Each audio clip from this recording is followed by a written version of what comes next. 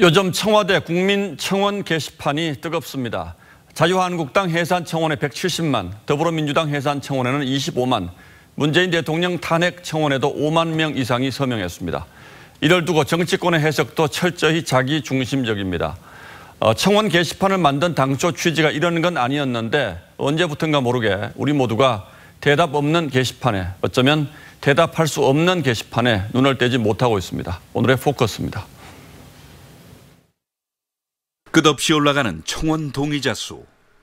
마감이 20일이나 남았으니 200만 명이 넘을 수도 있겠네요.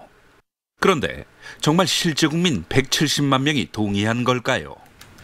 TV조선 취재진 한 명이 오늘 하루 한국당 해산에 동의한 횟수만 5번.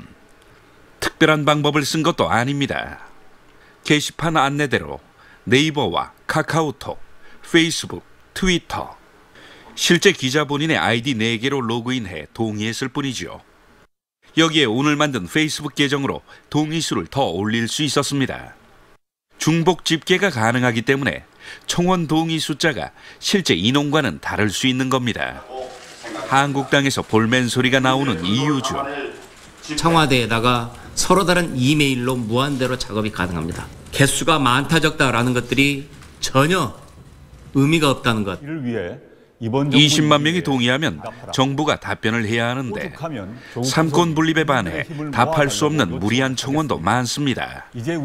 국회의원 파면이나 의원 급여의 삭감, 김경수 도지사를 법정 구속시킨 판사나 이재용 삼성전자 부회장을 석방한 판사에 대한 사퇴 청원도 정부 권한 밖입니다. 삼권 분립에 따라 현직 법관의 인사와 징계에 관련된 문제는 청와대가 관여할 수 없으며 관여해서도 안 됩니다.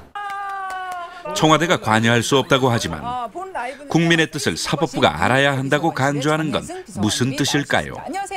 그 재판에 대해 비판하는 여론이 청원을 통해서 반영된 상황을 있는 그대로 봐야 할 것 같습니다. 청원을 통해서 드러난 국민의 뜻이 결코 가볍지 않습니다.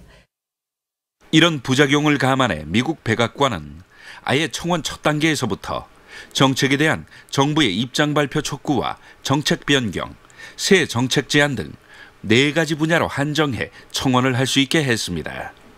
청와대 청원 게시판에는 연예인 등 특정인에 대한 엄벌 요구나 혐오 표출 등 국민 고충 처리와 거리가 먼 청원도 수시로 올라옵니다.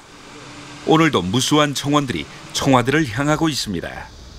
촛불을 24번 내가 여기 한 번도 안 빠진 사람이에요. 대통령님 만나서 내가 직접 말씀을 드리고. 국민청원의 원조격인 조선시대 신문고는 어땠을까요? 신문고 연구의 권위자인 고 한우군 교수는 신문고가 원래 취지와 달리 신료들 징계에 이용됨으로써 신권을 약화시키고 왕권을 강화하는 데 크게 기여하였다고 부정적으로 기록했죠. 청와대 청원이 정쟁의 도구가 아닌 사회적 약자를 위한 소통 창구로 기억되기를 기대합니다.